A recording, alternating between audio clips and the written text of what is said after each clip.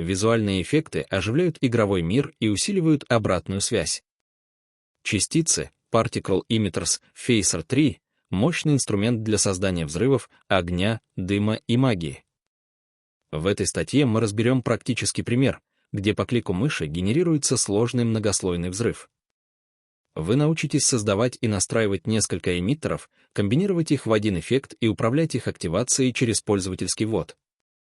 Это основа для создания любых динамических визуальных эффектов в вашей игре. Версия Phaser, код и демо в этой статье рассчитаны на Phaser 3.55.2. Текст урока вы можете найти на сайте.